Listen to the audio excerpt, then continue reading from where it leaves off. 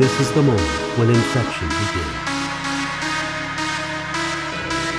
How does infection happen? You see the tiny shapes there on the virus particle surface? They seem like random blobs. In reality, they are tiny keys, proteins that have evolved to the perfect shape and size, enabling them to unlock these receptors on the surface of this lung cell. Like a smile and a handshake, the virus deceives this lung cell and is welcomed in. It will command the cell to make more virus particles.